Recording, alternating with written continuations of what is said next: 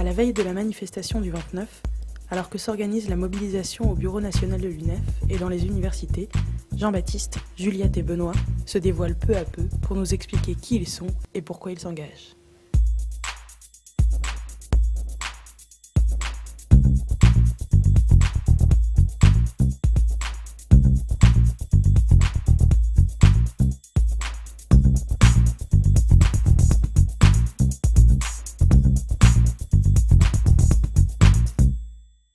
Mon premier engagement militant organisé, c'est après le 21 avril 2002, les manifestations anti-Le Pen. J'étais en terminale à ce moment-là, j'allais passer mon bac et c'était un électrochoc. La gueule de bois de l'après-21 avril, elle m'a fait prendre conscience qu'il fallait avoir un engagement organisé pour être efficace. Je suis arrivé au bureau national de l'UNEF en 2004, j'y ai occupé plusieurs responsabilités. J'ai quand même eu, c'est un aboutissement d'un parcours qui est un peu long.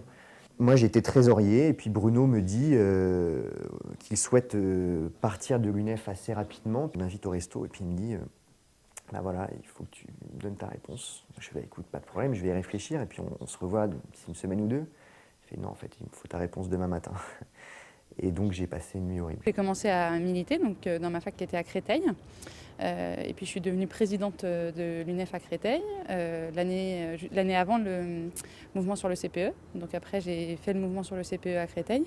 Suite à ce mouvement, du coup, je suis montée au bureau national de l'UNEF et au bout d'un an, je suis devenue attachée de presse de l'UNEF. Je suis étudiant en sociologie, moi ça fait 3 ans et demi que je suis à la fac. J'ai commencé mon parcours militant au moment du CPE, ça a été un déclic et puis par la suite j'ai continué à militer au quotidien sur la fac pour aujourd'hui continuer à faire ce taf-là aujourd'hui.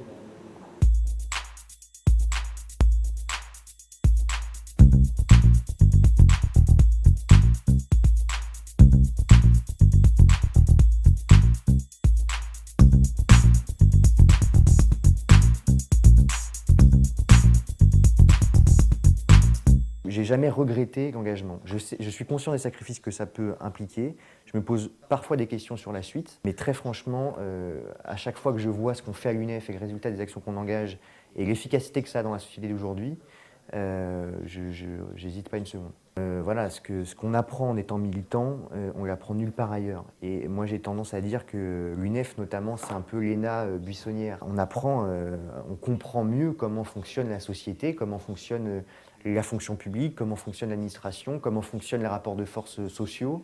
On comprend la pertinence d'ailleurs de rapports de force organisés dans la société parce que c'est ça qui a beaucoup motivé mon engagement. Je suis toujours étudiante, par contre je ne suis plus étudiante en médecine, je me suis réorientée et donc je suis étudiante en master de communication politique.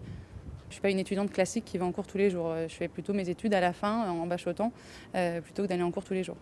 Par contre, l'avantage, c'est que ce que je fais dans l'UNEF me sert pour mes études parce que j'apprends des choses qu'on me demande d'apprendre aussi. Donc, j'apprends plus le terrain et après, il faut que j'apprenne la théorie, quoi. J'ai adhéré à l'UNEF en juillet 2005 pendant les chaînes d'inscription. Donc, au moment où je me suis venu m'inscrire, il y a l'ancien président d'AGE qui m'a fait l'argumentaire, qui m'a expliqué ce que c'était que l'UNEF, à quoi ça servait et pourquoi c'était important d'adhérer. Donc, j'ai adhéré.